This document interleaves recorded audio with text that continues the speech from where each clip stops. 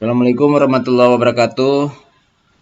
Kembali lagi di Sekilas Channel. Selamat pagi, selamat siang, selamat sore, selamat malam. Teman-teman dimanapun berada, semoga senantiasa berada dalam lindungan Tuhan Yang Maha Kuasa dan selalu diberi kesehatan. Amin. Baik, teman-teman, pada video kali ini kita akan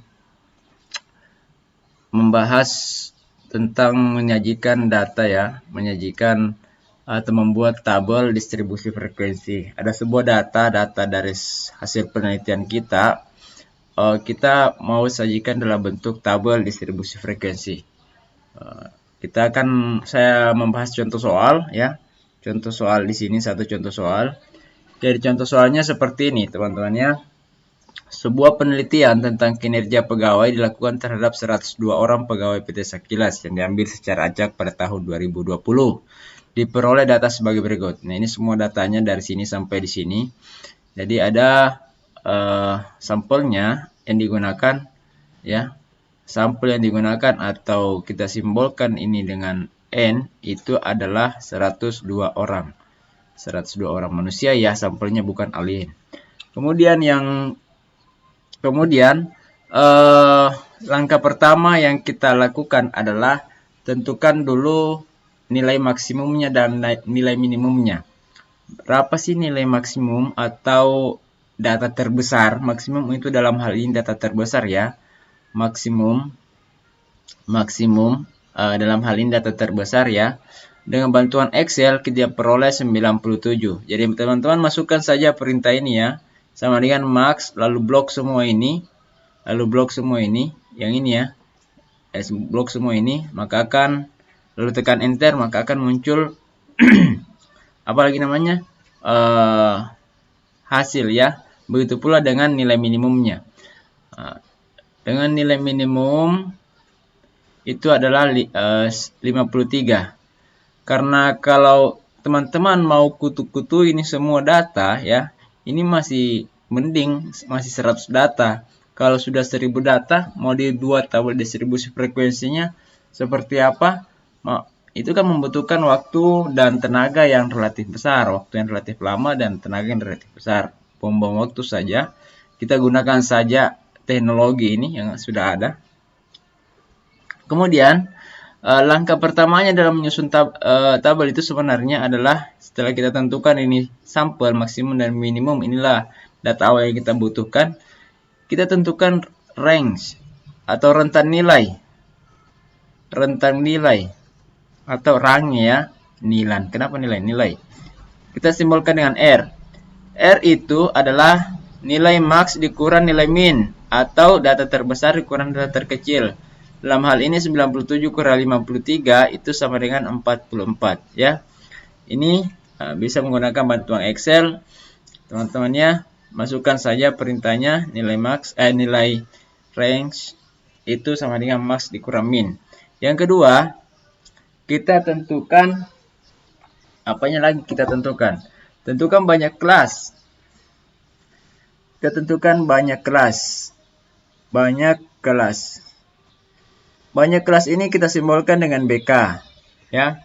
Dengan menggunakan aturan Sturges. Aturan Sturges itu atau rumusnya Sturges itu nilai apa ya? Bukan nilai orang ya. Ilmuwan yang mana beliau mengatakan bahwa untuk menentukan banyaknya kelas digunakan rumus ini. 1 BK itu sama dengan 1. Kenapa 1 sama dengan lagi? BK sama dengan 1 ditambah 3,3, ini koma ya, kali log N. Nah, dalam hal ini 1 tambah 3,3 log 102. Log 102 silakan teman-teman gunakan kalkulator atau Excel untuk memperoleh nilainya. 1 ditambah 3,3 log 102 itu adalah 2,0082. Ini sudah saya cari di sini untuk menghemat durasi kita. Silakan masukkan saya perintahnya di Excel ataukah menggunakan kalkulator. Setelah dikali dengan 3,3 ternyata hasilnya adalah 1 ditambah 6,6284 sekian masih ada di belakangnya. Ini kita bisa bisa diperoleh menjadi 7 ya. 7 ya. 7, ini sudah benar ya? Oke. Oke, 7, ya sudah benar. 7,6284. Nah, ini bisa kita bulatkan, berikan tanda sama dengan yang bergelombang ini menjadi 8. Jadi banyak kelasnya ada 8, teman-teman ya. Kita lanjutkan, kita batasi di sini. Nomor 3, yang kita tentukan adalah panjang interval kelas. Panjang interval kelas atau kita simbolkan saja dengan P ya. Panjang interval kelas ini atau P ini sama dengan range atau rentan nilai dibagi dengan banyak kelas, yang mana range-nya tadi kita peroleh 44 dibagi dengan 8. 44 dibagi dengan 8, teman-teman, dengan bantuan Excel ini kita peroleh segini, 6,2857. Perintahnya bisa teman-teman lihat di bagian sini, 6,2837. Atau kita bulatkan menjadi, saya tulis di bawahnya saja ya, P itu sama dengan 6 ya, panjang kelasnya. Setelah itu setelah menentukan ketiga ini, rentan nilai banyak kelas, interval kelas, kita telah bisa menentukan kelas pertama itu ya. Kelas pertama itu kelas pertama itu kita pilih nilai minimum. Kita start dari nilai minimum yaitu 53. 53 ini kita menghitung, teman-teman bisa menghitung ya sebanyak 6 kali ya. Misalnya 53, 54, 55, 56, 57, 58. Ini sampai 58, teman-teman ya. Ada pula caranya, bisa juga yang ini, dari mana diperoleh 58 ini, yakni 53 itu ditambah 6, ditambah panjang kelasnya tadi, panjang interval kelasnya dikurang 1. Ini kan ya 53 ditambah 5 sama dengan 58. Boleh. Ini cara pertama ya. Cara kedua, boleh juga teman-teman tentukan tepi bawah. Tepi bawahnya dulu, tepi bawah. Ini kan batas bawah.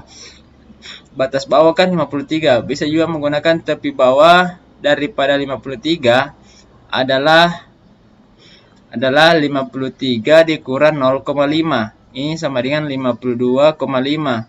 Setelah itu, tentukan juga tepi atas. Tepi atas. Tepi atasnya itu adalah 58 ditambah 0,5 sehingga 58,5. Nah, untuk menentukan batas apalagi namanya?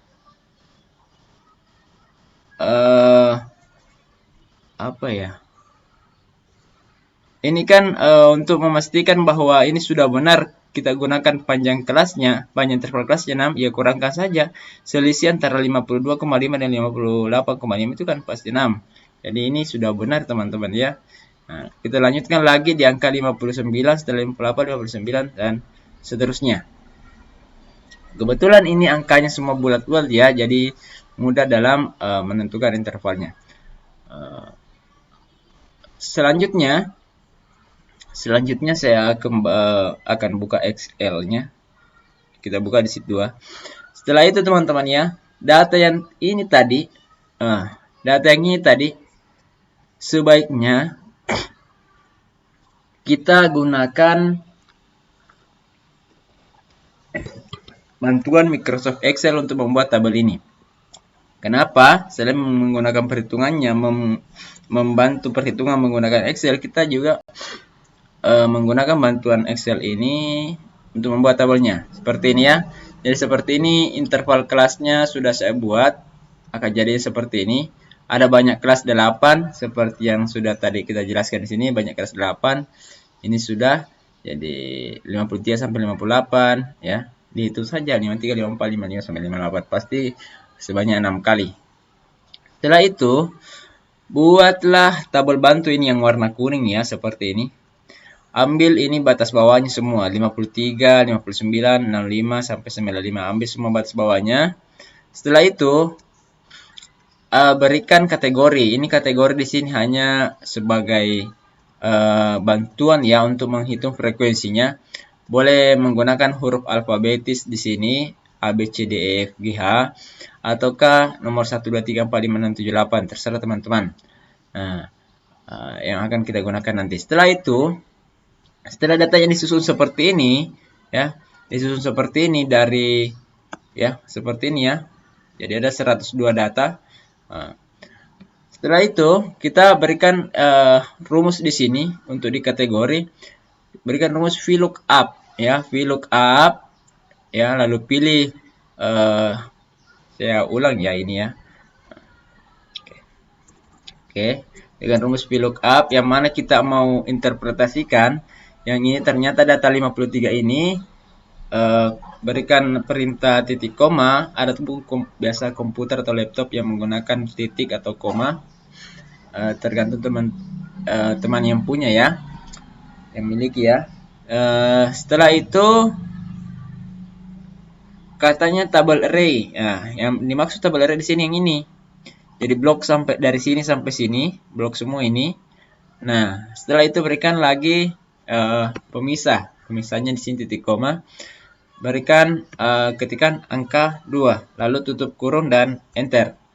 Nah, ternyata dia masuk kategori 1. Kategori 1 yang dimaksud di sini teman-teman yang ini ya, yang ini. Jadi 53 ini masuk di interval ini 53 sampai 58. Nah, sampai di sini paham? Nah, setelah itu kita langsung tarik saja ini ke bawah. Tidak usah masukkan lagi rumusnya. Nah, loh, kenapa N per A? Nah, ternyata teman-teman kita lupa memberikan tanda dolar di sini ya. Berikan tanda dolar di sini. Di sini ya. Supaya ini range-nya, tabel ininya tidak geser, karena kalau digeser juga ke bawah ini tadi, ini dia akan ikut juga. Jadi agar dia tidak ikut, berikan tanda dolar di situ lalu enter. Setelah itu kita tarik kembali. Nah, jadi ya selesai. Sudah ada kategorinya, berubah-ubah di sini ada 1 2 3 4 5 6 berubah-ubah ya. Setelah itu diapakan lagi? Nah, masukkan rumus ini, countif di frekuensi sini ya. Countif, ini rumusnya ya. Nah, saya ketik ulang supaya mudah ya. Nah, saya hapus ini yang di belakang. Nah, countif, ketika saya countif ya, countif, lalu range-nya ya, yang ini ya, nah, yang ini kategori ya, yang di kategori diambil. Sudah kita VLOOKUP tadi. Nah, oke, setelah itu selesai ya. Berikan pemisahnya, lalu kriterianya apa? Nah, ini kriteria yang di sini. Nah, ya. Kriteria ini kan kita berikan tadi 1 ya, untuk 53 sampai 58. Nah, tanda petik lagi, lalu tutup kurung. Nah, ternyata ada 2 data, didapatlah frekuensi data antara 53 sampai 58 itu ada 2 data. Teman-teman ya. Setelah itu, berikan lagi tanda dolar di sini supaya tidak bergeser ini perintahnya. Kita tarik saja dulu supaya memudahkan. Nah, set.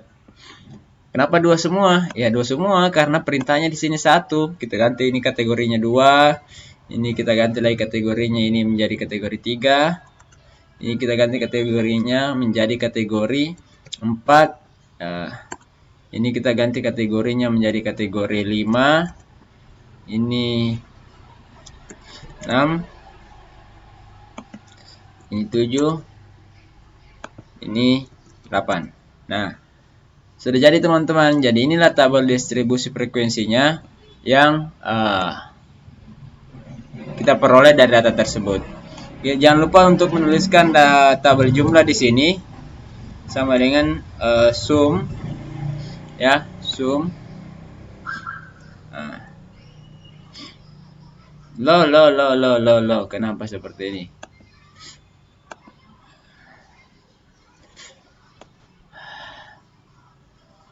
Ini sum, ini ya. Oke.